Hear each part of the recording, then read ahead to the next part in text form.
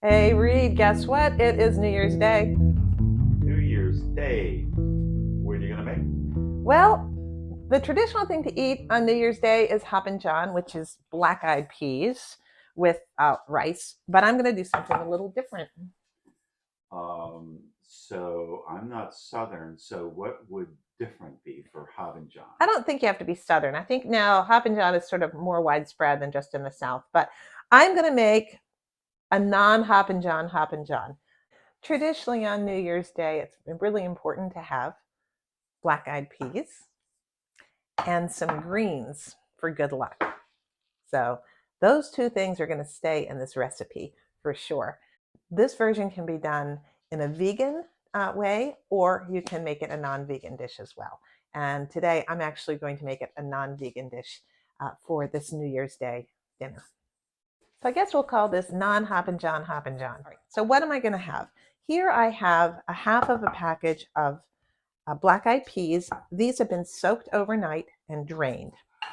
I have one onion that I've chopped coarsely. I have 5 cloves of garlic. Gotta have that garlic in there. Adding some diced carrots as well. I'm using a half a cup of barley and a quart of tomatoes.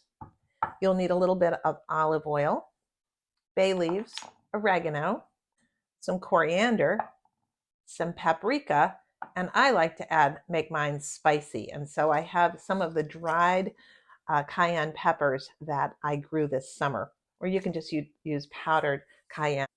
Okay, so all of that you would use to make the vegan version. And of course, at the end, you're going to throw in some greens, but the greens aren't going to come in till later in the cooking process. Traditional Hoppin' John recipe, you cook that with a ham hock. I am not going to use a ham hock, but what I do have are just 3 small sage sausages that I had in the freezer, and I'm going to cut those up and brown them, and that will give this version a little bit more depth and a little bit more flavor, and will take the place of the ham hock. The night before or the morning of, you want to soak your beans. You can do a quick soak of your beans by bringing them to a boil and letting them sit for an hour. But the easiest thing to do is just the night before, cover them with water and let them soak, and then drain them well the next morning. So that's what we've got right here. I don't really love the flavor of black-eyed peas just as they are, but if you doctor them up a lot and add all of these good things, they really blend well with other things. We're going to start with a nice sizable pot that is going to hold all of this wonderful stew. And you're going to turn the heat on to medium high. Once the pan has warmed up, you want to coat the bottom with some olive oil. Let that heat for just a minute, and then we're going to brown the sausage. Skip this step if you want to make the vegan version. Add in the chopped up sausages. I'm just going to start to let this brown. Once it's browned or starting to brown, now you're going to want to put in your onions. Stir those around. I'm also going to add in my hot peppers at this point, some whole coriander seed. Now we're going to add in the carrots. We're just going to saute these a little bit to get them going, start releasing the flavor.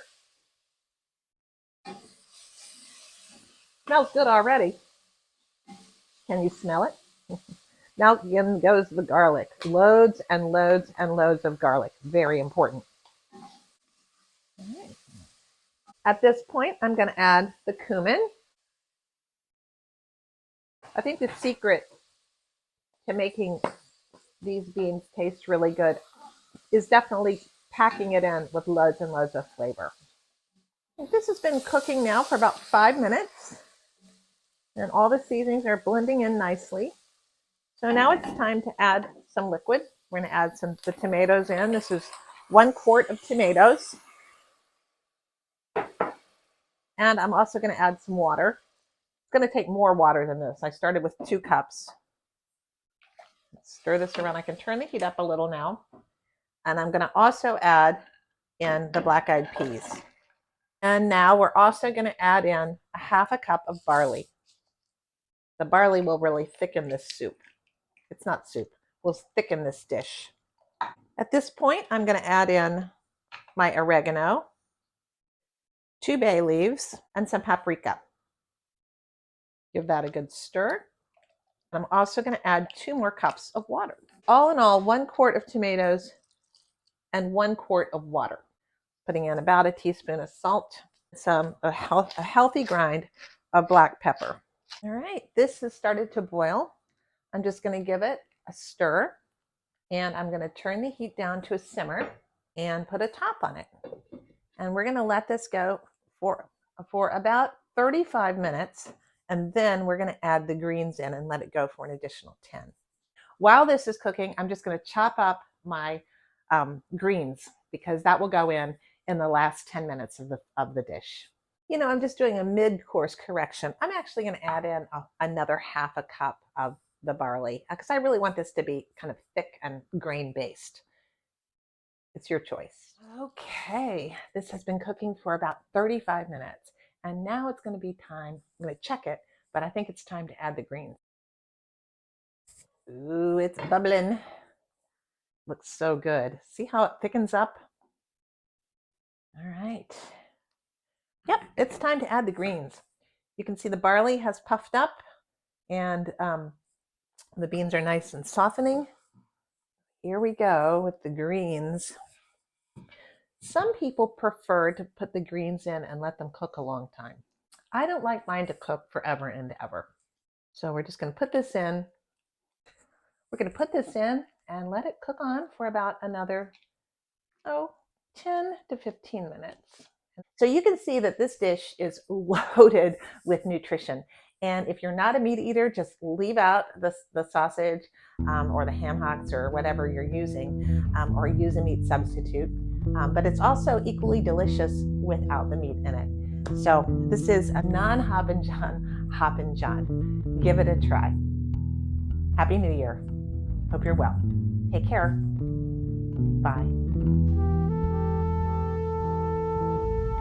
Doesn't that just look gorgeous?